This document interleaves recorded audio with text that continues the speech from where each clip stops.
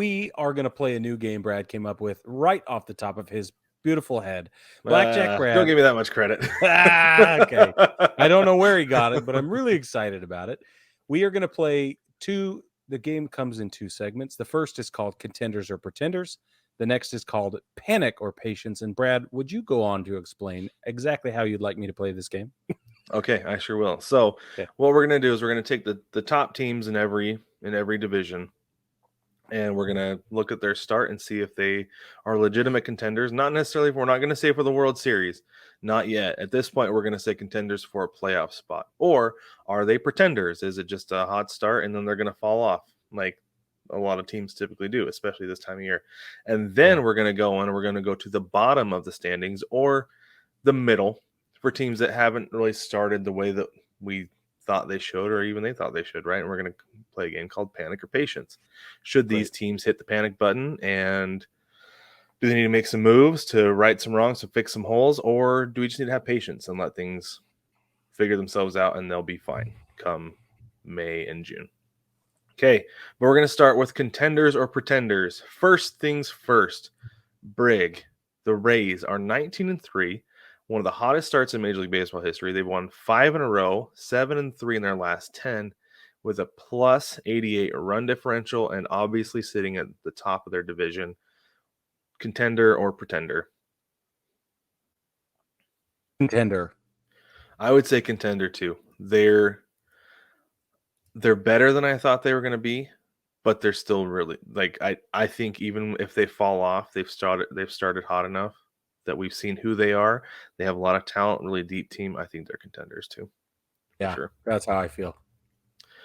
Okay, and then we've got the Orioles, 14-7. They've won 6 in a row, 8-2 in their last 10. They are 4-5 against teams above 500, but they have a plus 18 run differential, and they're second in the AL East. Contender or pretender? Contender. I'm going to go with contender too. Why do you think they're contenders? Momentum. I just think they've got a good team. I think the Orioles are. That's what I'm saying. It's like, and I'm not saying momentum like in a football game.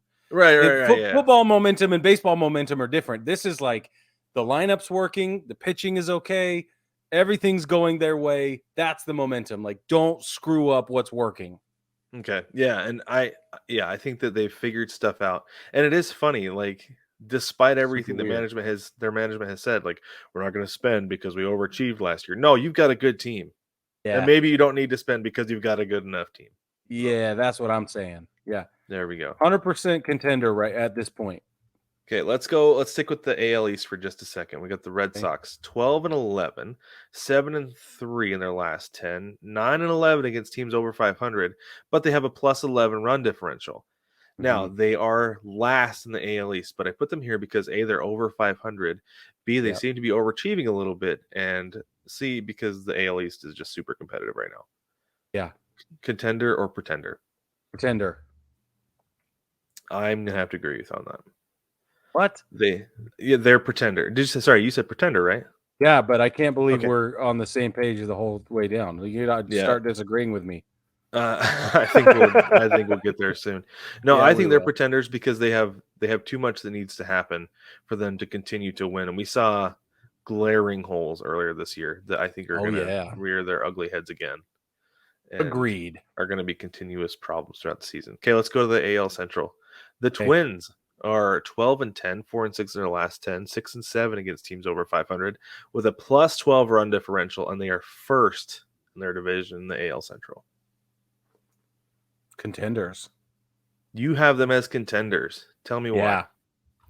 It's the division. It's the division. I think that if they were in any other division, it would be a problem. Not a huge problem, but it would be a battle. But because they're in the Central, they're going to walk away with it at this point. If things keep going this way, there's no question. Oh, yeah, if things keep going this way, yeah, for sure. But I think they're pretenders. I don't think that they're going to be able to keep this pace. For some reason, I feel like the Twins start really well, but then they fall off, right? Whatever it is, I don't know if they are able to take advantage of the cold weather at home earlier in the season or what. But no, I don't think they'll be able to keep this pace. I don't think they'll be able to hold off Cleveland. the whole year. And if they don't win their division, they're not making the playoffs. That's the way that division goes these days. I agree with that. And you're right about Cleveland. I don't know. I think they're contending right now. Okay. Interesting. Let's move on to the AL West. We got the Rangers are 14-7, 7-3 in their last 10, 4-5 against teams over 500 with a plus 60 run differential, and they are sitting in first in the AL West. Contenders or pretenders? The Rangers? Mm-hmm. They're pretending right now. I agree. Why do you think they're pretending? Don't know. Just a gut feeling. You don't know. Intuition. I don't know. I'm not buying it. I'm not sold yet. Right. And for me, it's track record because yes, they have Jacob deGrom, who's healthy for now. Right. Like that's one of the things is that he said his health is such a question mark. You don't know when he's going to go down for an extended period of time and have problems.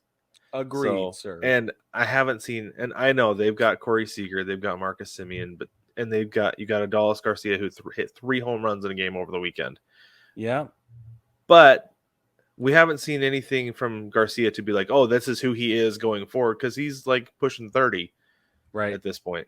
So you're calling them pretenders as well? I am calling them pretenders. There are too many question marks and unknowns going forward, and their track record says otherwise with guys outside of their stars, because you can't win a division, especially the AL West, with like 4 guys who perform. So I've been saying that to watch Texas for a year now, or yes, 6 months. Yeah, but I still view this as a building year. I don't think this is the thing that they're not all complete package yet. Yeah. Like you said, agree. 4 guys isn't going to cut it. And one who's injury prone. He's an ace, but he's injury prone. Yeah, exactly. Okay, let's jump over to the National League for now. Let's talk about the Braves. They're 14-8. They've lost 4 in a row, but they're 6-4 still in their last 10. They're 3-7 against teams over 500, and they have a plus 24 run differential, and they're sitting in first place in the NL East. Contenders or pretenders? Okay, this one's really hard because they're 3-7 against teams over 500. That's the only reason. Because otherwise, 6-4 in their last 10 in April's not a big deal. It's no problem. 14-9 is a great record. They've got a plus 19 run differential, like you said, or plus 24. This is great. This is no problem. But when they play really good teams, or even average to good teams, I don't know. I think they're contenders, but I'm interested to see how May goes. And that's the thing, is I think they're contenders because of the Braves, and they've given me no reason to think otherwise the last 2 to 3 years. Right. But if they continue at this pace, they won't be. They're gonna have to make some things right in the meantime. They have the potential to be pretenders, but I'm going to give them the benefit of the doubt because of who they've been as being contenders. So, they're going to have to fix some things in the meantime. They are. Speaking of having to fix things and having a track record, let's go to the Mets. The Mets are 14-9. They've lost 2 in a row. They're 7-3 in their last 10, 9-7 against teams over 500 with a plus 19 run differential. They're second in the NL East. Contenders or pretenders, Brig? Oh, Brad. Oh, no. Ouch. This is so hard. This hurts to try and pin this down, but I'm going to go ahead and say they're pretending right now. Oh, pretenders. Okay. So I'm going to do the same thing you did with the Braves. They're over 500 record against teams over 500. They're 9-7 against winning teams, which is a pretty big deal, even at this time of year, I feel like. Yeah, that's true. But they're dealing with a lot of stuff. They've got a lot of injuries that they're dealing with, like long term, right? I don't think the Max Scherzer suspension is going to be a big deal because he's only going to miss 2 starts. That's not a big deal. And it's not going to happen again. Right? If they ask him to wash his hands with alcohol, I think he knows better to be like, I'll go use soap. Thank you. Yeah. Yeah. Because the alcohol made it worse. Yeah. It did. Yeah. David Cohen showed us the alcohol made it 10 times worse. So I don't know. This is the Mets have a good team. They have a really good core, despite dealing with like I said, with some of the injuries. They spent a lot of money to not be good. I'm going to give them the benefit of the doubt, and I'm going to say contenders. They're going to contend for the NL East. I don't know that they'll win it because, again, track record of them blowing things in the end. But I'm going to call the Mets contenders.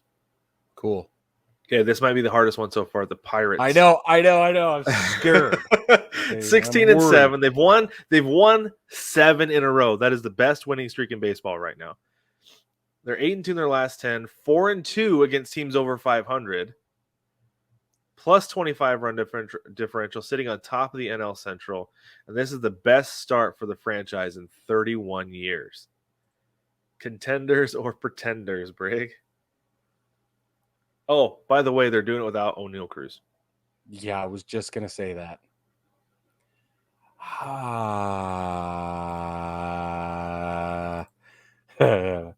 They're contenders.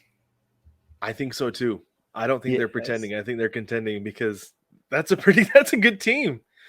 Brian Hayes has gotten to be like, I've seen a lot of people over the weekend saying he's the best defensive third baseman in baseball, and Nolan Arenado still wakes up every morning and plays third base. Yes.